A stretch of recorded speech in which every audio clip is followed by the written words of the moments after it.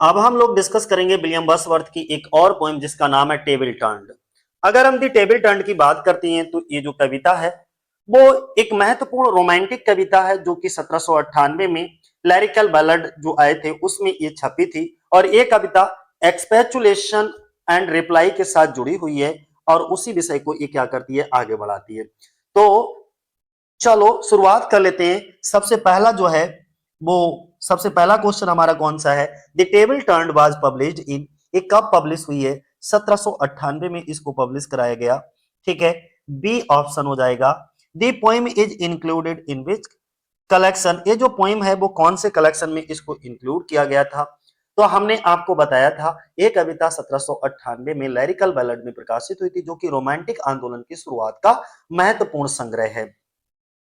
तो कौन सा आ जाएगा? सी पॉइंट हमारा। ठीक है, अगला अगर हम बात करें how many lines are there in the poem, इस पोइम में टोटल कितनी लाइनें हैं? तो 32 लाइनें हैं। डी ऑप्शन हो जाएगा हमारा। दी पोइम कंसिस्ट ऑफ, और इस पोइम में टोटल कितने स्टेंजा हैं? तो 8 स्टेंजा की एक पोइम है। Each stanza follows the rhyme scheme, और प्रत्येक स्टेंजा की राइम स्कीम क्या है? ए बी, क्योंकि प्रत्येक स्टेंजा 4 लाइनों का है। अगला, what is the central idea of the poem, इस पोएम का सेंट्रल आइडिया क्या है? तो nature is the best teacher, इसका क्या है? सेंट्रल आइडिया है। तो ध्यान बनाए रखना, nature is the best teacher, यानी कि प्रकृति ही सबसे अच्छी शिक्षिका है। ये इस कविता का मुख्य विचार है। फिर बोला गया है कि द पोएम कंपेयर्स, ये जो पोएम है वो कंपेयर किया गया है, यानी कि इस कविता की जो तुलना की गई है वो शहरी जीवन का मतलब किताबों और प्राकृतिक जीवन के बीच स्पष्ट तुलना करती है, city life and natural life. अगला, the poet addresses his friend named, यानी कि जो पोइट है वो एड्रेस करता है हिज फ्रेंड को नेम्ड। बोला गया है कि प्रकृति को पवित्र और सजीव बताया गया है जबकि किताबों को कृत्रिम और सीमित बताया गया है। लेकिन यहां पर क्वेश्चन ये कहा गया है कि जो पोइट होता है वो अपने दोस्त को किस नाम से संबोधित करता है? तो मैथु कहकर के वो संबोधित करता है। बी ऑप्शन हो जाएगा हमारा। Matthew is described as a, Matthew को डिस्क्राइब किया गया है किस रूप में? डिस्क्राइब किया गया है बुक वार्म के रूप में, यानी कि किताबी कीड़ा के रूप में। उससे बाहरी दुनिया से कोई लेना देना नहीं है, सिर्फ किताबों में ही वो गुम रहता है। जैसे इस समय टीजीटी पीजीटी की तैयारी करने वाले, बस उन्हें पता ही नहीं है कि बाहरी दुनिया क्या है, सोशल मीडिया क्या है, बस अपनी किताबों की दुनिया में एकदम मग्न है। अगला देखो, what does the poet ask to his friend to do, कवि अपने मित्र से क्या करने को कहता है? तो quit his books and go to nature, C option हो जाएगा हमारा। वो कहता है अपनी किताबें छोड़कर प्रकृति के पास जाएं। अगला 11 नंबर का क्वेश्चन है, let nature be your teacher suggest that, let nature B, most important line है, प्रकृति को अपना शिक्षक बनने दें। इसका अर्थ क्या है? इसका अर्थ है कि प्रकृति किताबों से बेहतर सिखाती है, यानी कि जो नेचर है वो teach is better than books. B option हो जाएगा। 12 नंबर का क्वेश्चन देखो क्या कहा गया है, मोस्ट इंपॉर्टेंट है। अकॉर्डिंग टू द पोइट, कवि के अनुसार one impulse from the nature, one impulse from nature teaches more about, बोला कवि के अनुसार प्रकृति से मिलने वाली एक प्रेरणा हमें नैतिक अच्छाई और बुराई के बारे में ज्यादा सिखाती है। तो नैतिक अच्छाई और बुराई के बारे में, यानी कि moral good and evil, C option हो जाएगा। टीचेस मोर अबाउट किसके बारे में? मोरल गुड एंड इविल के बारे में। 13 नंबर का क्वेश्चन है, close up those barren leaves refer to, यानी कि उन बंजर पन्नों को बंद कर दो, मतलब इसका मतलब क्या है? बंजर पन्ने से मतलब वो किताबों के पन्नों को, जो किताबों के पन्ने होते हैं वो निर्जीव होते हैं, तो उनके लिए कभी कह रहा है कि close up those barren leaves, उन किताबों के पन्नों को आप बंद कर दो। बी ऑप्शन हमारा हो जाएगा। 14 नंबर का क्वेश्चन है, बोला गया है what does the poet want his friend to bring, कवि अपने मित्र से क्या लाने को कहता है? तो कवि अपने मित्र से एक ऐसा मन, एक ऐसा हृदय जो देखे और ग्रहण करे, उस चीज को लाने के लिए कहता है, यानी कि a heart that watches and receive, C option हो जाएगा हमारा। 15 नंबर का क्वेश्चन है, बोला गया है, क्या बोला गया है कि which poem is paired with the table turned, यानी कि टेबल टर्न कविता के साथ कौन सी कविता जोड़ी गई है तो expostulation and reply, expostulation and reply C option हो जाएगा हमारा। अब हम लोग डिस्कस करेंगे इसके कुछ वन लाइनर एमसीक्यूज को, तो चलो शुरुआत कर लेते हैं। सबसे पहला है the table turned is a poem by William बर्ड्सवर्थ। Table turned William बर्ड्सवर्थ की एक प्रसिद्ध कविता है जिसमें प्रकृति के महत्व को बताया गया है। अगला दूसरा पॉइंट है it was published in 1798 in lyrical ballad. ये कविता 1798 में लैरिकल बैलड में प्रकाशित हुई थी, यानी कि पब्लिश हुई थी। और लैरिकल बैलड से ही रोमांटिक मूवमेंट की शुरुआत मानी जाती है। इसका मतलब ये हुआ कि रोमांटिक आंदोलन की शुरुआत का महत्वपूर्ण संग्रह जो है वो लैरिकल बैलड है। तीसरा पॉइंट है the poem contains 32 lines in total, यानी कि कविता में कुल 32 पंक्तियां हैं, जिससे यह एक संक्षिप्त लेकिन देखने में 32 लाइनों की अगर ये पोएम है तो ये एक संक्षिप्त है लेकिन प्रभावशाली, बहुत ज्यादा इफेक्टिव वर्क है इनका।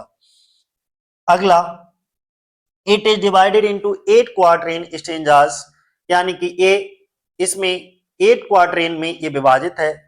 और इसकी संरचना की बात करें तो बहुत ज्यादा व्यवस्थित और संतुलित लगती है। तो इसमें टोटल कितने 8 क्वार्टरेन हैं, ठीक है। क्वार्टरेन क्या होता है आप जरा कमेंट करके हमें बता दो, बहुत इजी है, सरल है। तो क्वार्टरेन में कितनी लाइनें होती है बस इतना बता देना।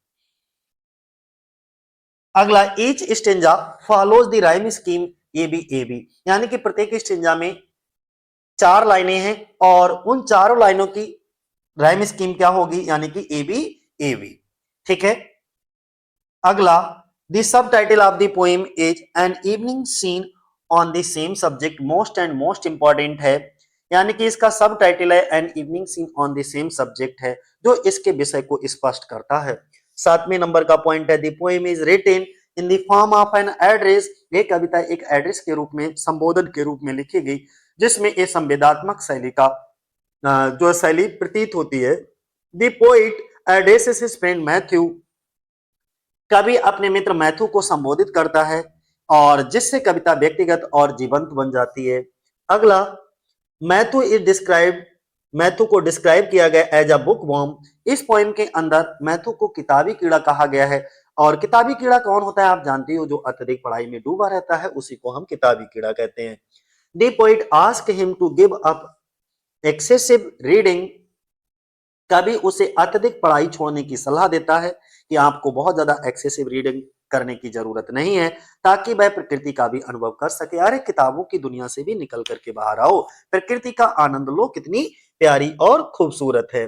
लेकिन इस समय आपको प्रकृति का आनंद 1 महीने या 1.5 महीने के बाद लेना है, जब टीजीटी पीजीटी का एग्जाम खत्म हो जाए। The central idea is that nature is the best teacher. बोला गया है कि कविता का मुख्य विचार है कि प्रकृति ही सबसे अच्छी शिक्षिका है। अगला 12 नंबर का the poem contrast city life with natural life. कविता का जो ये जो कविता है वो शहरी जीवन यानी कि किताबों और प्राकृतिक जीवन के बीच जो है वो, प्राकृतिक जीवन से मतलब नेचर, प्रकृति, इसके बीच स्पष्ट तुलना करती है। 13 नंबर का है, देखो 13 नंबर का पॉइंट क्या है, nature represents purity while books symbolises artificiality. बोला गया है कि कौन सा 13 नंबर, यानी कि प्रकृति को पवित्र और सजीव बताया गया है, जबकि किताबों को कृत्रिम और सीमित माना गया है।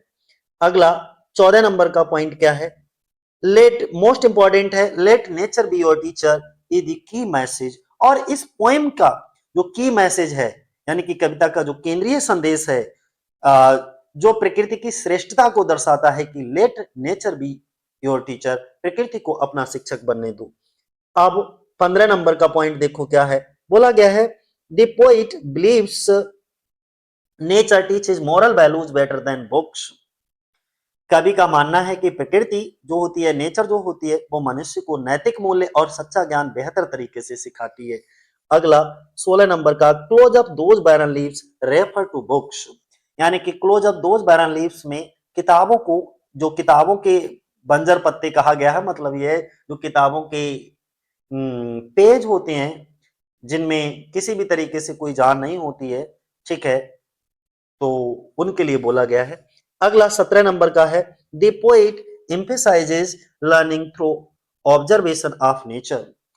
कवि प्रकृति के अवलोकन, ऑब्जर्वेशन का मतलब होता है अवलोकन के माध्यम से सीखने पर जोर देता है, ना कि केवल पुस्तकों पर निर्भर रहने पर।